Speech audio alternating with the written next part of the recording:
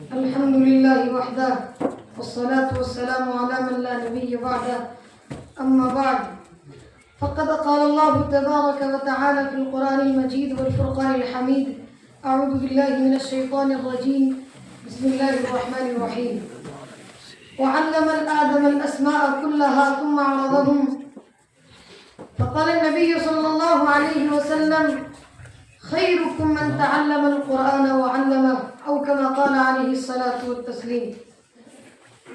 تمام تر تعریفیں توصیفیں اس وحدہ لا شریک لہ کے لیے خاص ہیں کہ جس نے اس بابرکت مجلس میں ہم سب کو مل بیٹھ کر قرآن سننے اور سنانے کی توفیق عطا فرمائی. یہ اللہ رب العزت کا بڑا فضل اور احسان ہے. ہم اس بات پر اس وحدہ لا شریک لہ کا جتنا بھی شکریہ ادا کریں وہ کم ہے. میں زیادہ طوالت میں نہ جاتے ہوئے سب سے پہلے ان طلبہ عزیز کے جو والدین ہیں یا ان کے اساتذہ کرام ہیں یا ان کے منتظمین ہیں سب کو دل کی عمیق گہرائیوں سے مبارکباد پیش کرتا ہوں. آج کچھ والدین ایسے ہیں جو اپنے طلبہ کرام جو اپنے بچوں کو میوزک کے اندر ڈانس کے اندر نہ جانے دنیا کے کیسے کیسے خرافات آج سامنے آ رہے ہیں. ہر ایک کی ٹریننگ دی جا رہی ہے. اس ٹریننگ کے اندر بھیجتے ہیں, اس کی مشق کرنے کے لیے بھیجتے ہیں کہ ہمارا بچہ آنے والے مستقبل میں کیسا سنگر بنے, آنے والے مستقبل میں کیسا ڈانسر بنے, آنے والے مستقبل میں کیسا ڈائلاگر بنے. لیکن قابل مبارکباد ہے ایسے والدین کہ جو اس دور پرفتن میں بھی اپنے طلبہ عزیز کو اپنے ان نونہالوں کو مستقبل کے لیے اور مستقبل میں ایسے ایسے جو نئے فتنے آ رہے ہیں اسے دور کرنے کے لیے وہ آج ہی سے فکر مند ہیں. اور ان کی فکر کیا ہے کہ آج ہم اگر اپنے طلبہ کو, اپنے بچوں کو, اپنے نونہالوں کو بڑے اداروں کے اندر یا جو بھی کوئی چھوٹا ادارہ ہے اس کے اندر مکمل طور پہ تو نہیں پڑھا سکتے, لیکن آج کل جتنی اہمیت مکاتب کو دی جا رہی ہے اتنی اہمیت اور کسی کو نہیں دینی چاہیے. اپنے اپنے چھوٹے چھوٹے بچوں کو مکاتب کے اندر بھیجا جائے اور ہر گھر کے اندر, ہر محلے کے اندر, ہر گاؤں کے اندر مکاتب کو قائم کیا جائے.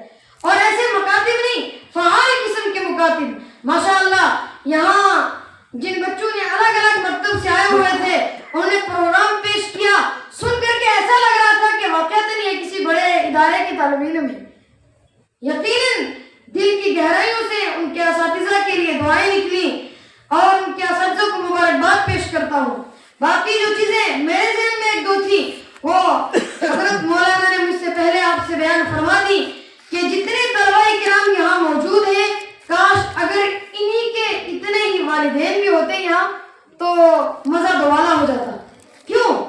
یا ان کے جو ساتھی ہیں جو پیچھے رہ گئے یہ تو وہ طلبہ ہیں جو مطلب پہلے انہوں نے اندرونی مسابقہ پیش کر کے اس میں سے جو نکل کے آئے ہیں وہ یہاں انہوں نے یہاں پروگرام پیش کیا ہے. تو اگر ان کے جو ساتھی کسی کمی اور کوتاہی غلطی کی بنا پر رہ گئے ہیں وہ بھی اگر یہاں شریک ہوتے تو ان کو دیکھ کر ان کا اور حوصلہ بڑھتا. تو یہ چیزیں ہونی چاہیے. جہاں ایک بچہ قرآن کریم کی تلاوت پیش کرے, نورانی قاعدے کا قاعدہ پیش کرے یا اذان پیش کرے, وہیں اس بچے کا وہاں والد بھی ہونا چاہیے, پردے کے اندر اس کی ماں بہن بھی ہونی چاہیے, اس کا بھائی بھی ہونا چاہیے, اس کا چاچا زاد بھائی کوئی بھی ہو اس کا رشتہ ہر ایک ہونا چاہیے. کیوں؟ اس سے بچے کا حوصلہ بھی بڑھے گا اور جو والدین ہیں ان کو اس دینی تعلیم کی قدر بھی نصیب ہوگی. کیوں؟ اللہ کے میرے حبیب صلی اللہ علیہ وسلم نے ارشاد فرمایا خیرکم من تعلم القرآن وعلمہ. دنیا کے اندر سب سے بہترین انسان, سب سے بہترین اور بہتر انسان وہ ہے جو قرآن کو سیکھے اور سکھائے. اگر ہمارے بچے قرآن کو سیکھ رہے ہیں سمجھ کرو کہ دنیا کے تمام بچوں سے بہتر ہمارے بچے. اگر ہمارے بچے, ہمارا کوئی رشتہ دار, ہمارا کوئی عالم, ہمارا کوئی مفتی, ہمارا کوئی قاری, ہمارا کوئی حافظ قرآن پڑھا رہا ہے, قرآن سکھا رہا ہے, سمجھ کرو کہ دنیا کے اندر سب سے بہترین شخص وہی ہے. کیوں؟ قرآن کریم دنیا کی تمام کتابوں سے سب سے اعلیٰ اور افضل ہم مانتے ہیں، ہمارا عقیدہ ہے، تو یقیناً اس کا پڑھنے پڑھانے والا بھی سب سے بہترین ہوگا۔ تو اسی طرح آدم علیہ السلام کو جو فرشتوں سے افضلیت بتائی گئی اور بہت ساری چیزوں میں، ان میں ایک خاص چیز علم تھا۔ حضرت آدم علیہ السلام کو اللہ رب العزت نے جب پیدا فرمایا، ان کو ایسی چیزوں کے نام بتلائے، ان چیزوں کے نام بتلائے، یعنی کہ علم میں افضلیت کی بات بتلائی، تو وہ فرشتوں کو کہاں گیا؟ آپ کو معلوم ہے تو آپ بتا دیجئے۔ تو فرشتوں نے کہا ہم تو نہیں جانتے۔ آدم علیہ السلام کو رب ذوالجلال نے ارشاد فرمایا، انہوں نے نام گروانے شروع کر دیے، کیونکہ اللہ رب العزت نے حضرت آدم علیہ السلام کو نام سکھلا دیے تھے۔ اب یہ افضلیت حضرت آدم علیہ السلام کی باقی اور چیزوں میں علم میں بھی افضلیت ہے، تو اس لیے آدم علیہ السلام کو فرشتوں سے سجدہ کروایا۔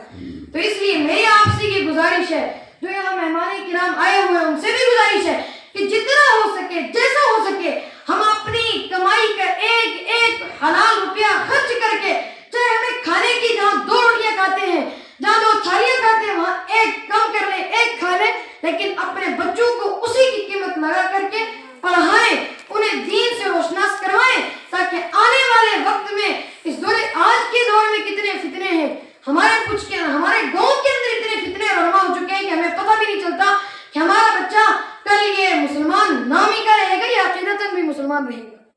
ایسی چیزیں آ رہی ہیں، کیوں؟